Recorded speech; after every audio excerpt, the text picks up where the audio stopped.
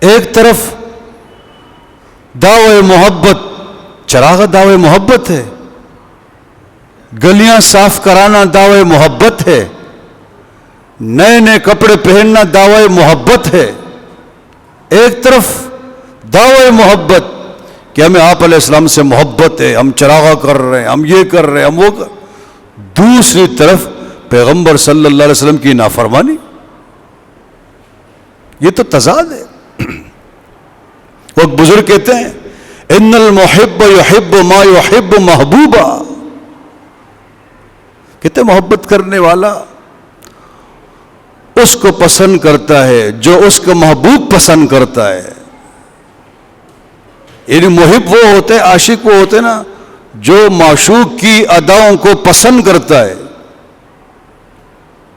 تو ہم سب کا محبوب پیغمبر صلی اللہ علیہ وسلم ہے، اس میں تو کوئی شک نہیں۔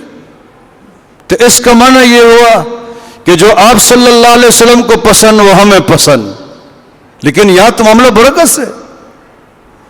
نبی کریم صلی اللہ علیہ وسلم کو داڑھی پسند تھی، رکھی تھی، ادھر داڑھی نہ دارت۔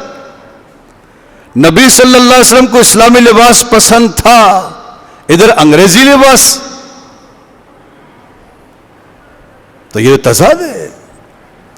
اس لیے امام شافعی رحمہ اللہ فرماتے ہیں تاصل الہ وانت تظہر حبہ، تاصل الہ وانت تظہر حبہ، هذا محال في القياس بديع، لو كان حبك صادقا لا تاته ان المحب لمن يحب مطيع۔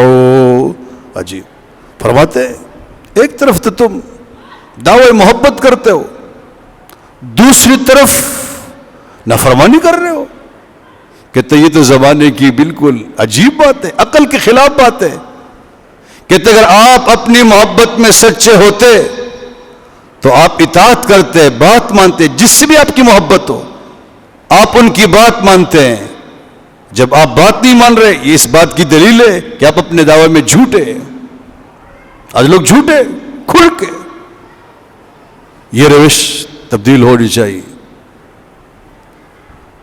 اور پھر اکتفا اس کے اوپر بھی نہیں نا حاجی صاحب، جو لوگ چراغاں نہیں کرتے ربیع الاول کے مہینے میں یا دعوتیں نہیں کرتے ہیں ان کو شیطان کہا جاتا ہے۔ وہ کہتے ہیں سب خوشی منا رہے ہیں، ایک شیطان نہیں منا رہے۔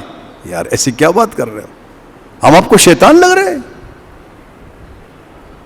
آج تم قرآن سے ثابت کرو، آج تم حدیث سے ثابت کرو، صحابہ کرام رضی اللہ عنہ کے کسی قول عمل سے، تابعین کے کسی قول عمل سے، ائمہ مجتہدین کے کسی قول عمل سے ثابت کرو، ہم آج چراغا شروع کر دیں گے۔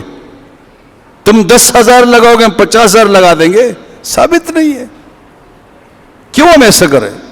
یہ ربیع الاول کا مہینہ، یہ آپ صلی اللہ علیہ وسلم کی ولادت کی خوشی کا موقع ہمیں یہ بتا رہا ہے کہ اگر ہم نے نبی کریم صلی اللہ علیہ وسلم کی سنتوں پہ عمل آج تک نہیں کیا، ہمیں فکر کرنی چاہیے، اور ہمیں ان لوگوں کو تلاش کرنا چاہیے جو سنتوں پہ عمل کرنے والے بزرگ ہیں، اولیاء اللہ ہیں، ان کے قدموں میں بیٹھے تاکہ ہمارے اندر بھی سنتیں آ جائے۔